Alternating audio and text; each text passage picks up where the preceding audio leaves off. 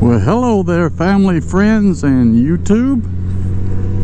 Today is April 30th, 2024, and Bluebell has 606 miles on her. And I thought I would do a little quick video of what's happened in the last week, just to let those of you know that I did take my bike to the dealership to inspect the fuel pump to see if it was part of the recall.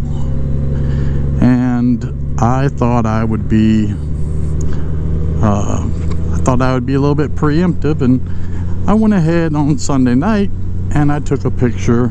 I took the seat and everything off, and I took a picture of the stamp and everything on the fuel pump, and made sure that you could see the embossed stamp as well, that's in the bottom right hand corner, that's right above where it says made in Japan. I thought I would make sure you could get the right angle of that so you could see the letters and the numbers, because if you have a C instead, as you can see on mine is a E, but if you had a C or something, you would have to do check the dates and all that stuff, and there's a lot more to it. But Chris Caliente has a good video on it, so I will provide a link to his most recent video regarding how to check yourself personally. So I did that, and I realized on Sunday night that my fuel pump is good. It's not part of the recall and everything, so I still followed in my appointment, and I showed up Monday morning, which was yesterday, at 8 a.m. to have my inspection done. But I decided, I'd bring pictures of my fuel pump, of the sticker, to show them what everything looked like. Maybe save some time and trouble and effort on their behalf. And I said, here it is. Here's my recall letter, and your recall letter has your VIN in it. I said, here's my recall letter. Here is my fuel pump sticker identification information on it. And I thought, okay, here we go. I'll be in and out in just a couple minutes. And it turns out that no, Honda requires the certified technician to actually see the sticker on the fuel pump. They have to visually inspect it themselves, and only then can they enter it into the computer sticker as you completing the recall notification. So when you do the recall, apparently, they have to enter it into the system, and they're not going, well, at least mine's not going to take my word for it that that's a picture of my pump, which I don't have a problem with that. They want to double check and make sure that it was all there. They want to take the seat and everything apart, go ahead. So they did, and I was out in 30 minutes. They said I was good to go. And while I was there, I asked the certified technician, who's been working on Gold Wings for many years, what is that little part on the little hollow tubing on the bottom of the Gold Wing, about middle ways through the engine. What is that exactly for, and what is it? And apparently it's part of the molding.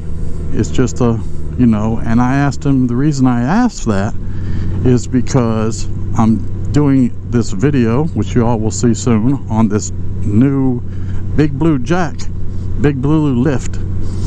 that I plan to put out here in a few days. I got most of the footage completed on it, and I wanted to make sure, because on the Big Blue lift it says put the left arm underneath the center jack, which all jacks say that, but the right part, it said put directly underneath that little long tubular thing that runs left and right of the engine. I'm not talking about the shifter part, I'm talking about in the middle of the engine. And according to the technician, that there's nothing wrong with that. There's nothing wrong with the bar going there, the right side bar going there. because that is a fairly solid part of the engine, and that tubing is nothing more than what's part of the molding when they do all these cast moldings of these engines. So I said, okay, I just wanted to verify that anyway, even though the Big Blue lift comes with instructions on how to do all that. It shows that arm going directly underneath that tubing. So I just thought I wanted to double check and make sure that was a good spot. So what else has happened? Let's see, my brother just completed his visit today, just about an hour, basically about an hour ago. I dropped him off at Nashville International Airport for his return to New Hampshire. While he was down here, we had a nice visit this week. He and I went to, well, him, my wife as well, went to the Grand Ole Opry. I know everybody's like, oh, the Grand Ole Opry. I've lived here my whole life and never been to the Grand Ole Opry, even though it's just 40 miles from here. And not only that, it is also not just 40 miles from here, but I used to live in Nashville for a long time. Still never went to those things. I guess people assume you automatically go to those things. So we went to the Grand Ole Opry. We also went to Country Music Hall of Fame. And I know people say, how could you live that close to Nashville and your whole life, since you were 11 years old, you have never been to those places? And the answer is no, I have not. I haven't had a need.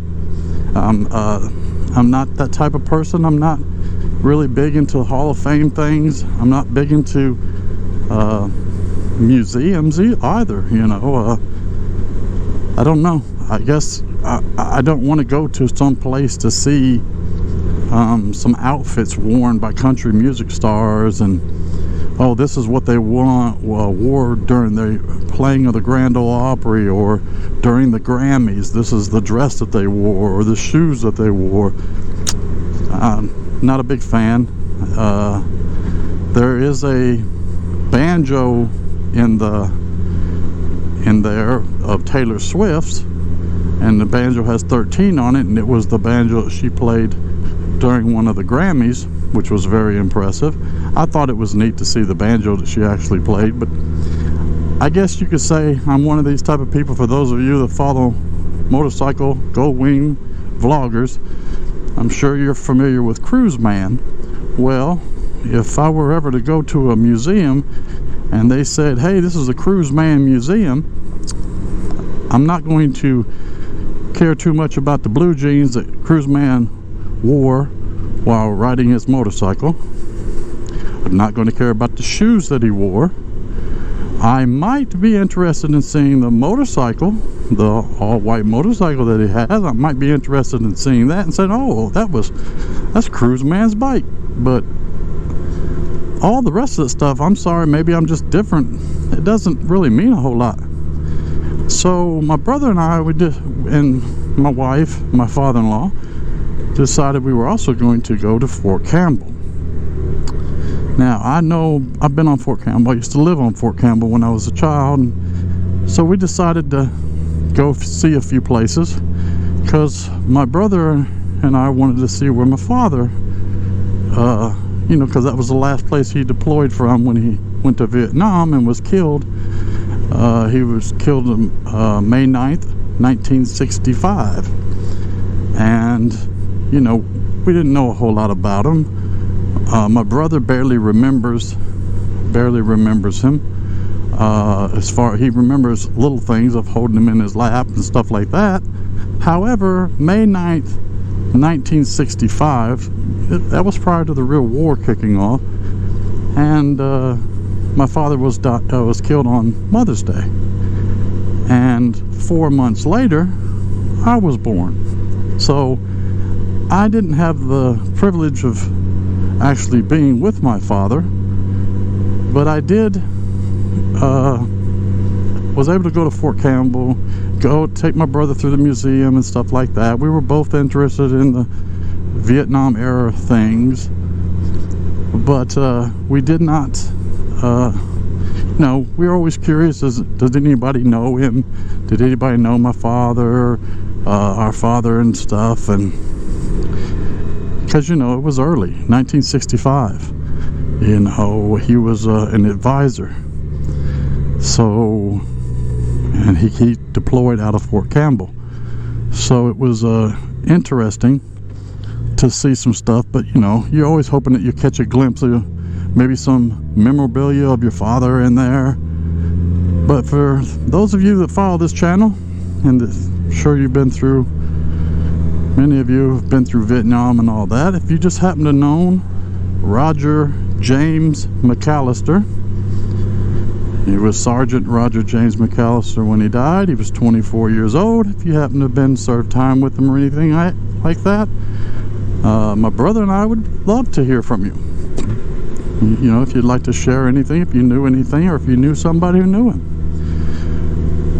But anyway, we went to Fort Campbell, and while at Fort Campbell, I wanted to go to some places that I lived as a child.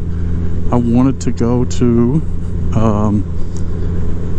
where I lived when I was 11, 12, and 13, which was Stryker Village. So I have some basic footage of the house that I actually lived in. It's still there on Fort Campbell.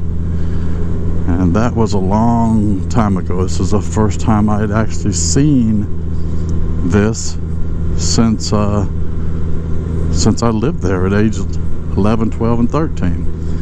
And then at 14, 15, we lived with stepfathers, of course, in Lee Village. And I have some basic little footage of the place I used to live in Lee Village. I still remember my mom standing there with her hands on her hips while I played across the field, telling me it's time to come in. For those of you not familiar, back in the day, we had to come in when the street lights came on. And as soon as the street lights came on, somehow your parents knew that the street lights came on, and they're automatically out there wondering, why ain't you in the house? Well, the street lights coming on was supposed to be the signal that it's time to head home. I was never told that the street lights coming on meant you better be inside the house. That we used the street signals, street lights as signal to, okay, lights came on, it's time to wrap everything up and head home. Well, I still remember my mother to this day with rollers in her hair, standing there with her hands on her hips, because we hadn't come in the house yet. But those were memories, and it was nice to see that. And like I said, I took my brother back to the airport because he lives in New Hampshire, and it was a nice visit.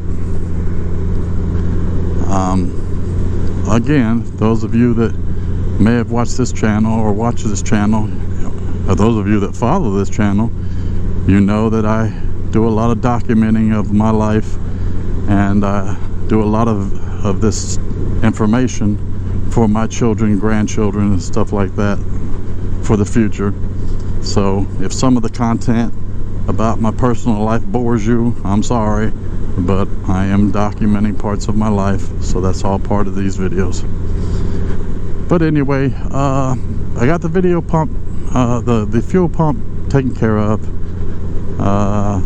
and my brother has just left, so it was a great visit. So we got all that, and I haven't been on this road, so these curves, thank you Robert White for joining me on the topic of curves. These curves, not twisties, are interesting. Apparently this road has a lot of them. I haven't been on this road, but anyway, like I said, I took my brother back. It was a nice visit.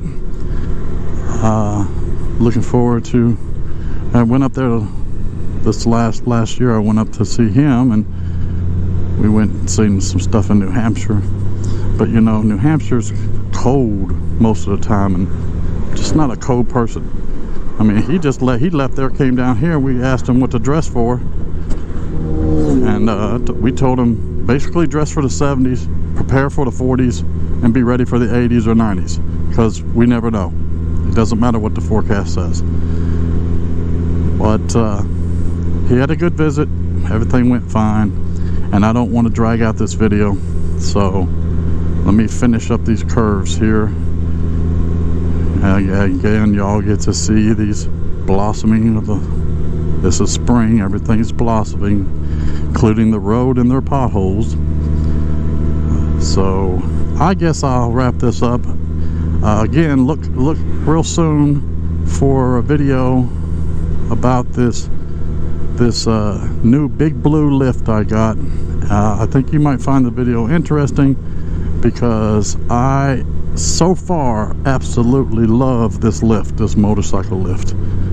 But we'll let you go for now. So for now, till I see you again, thanks for watching, and have a wonderful day.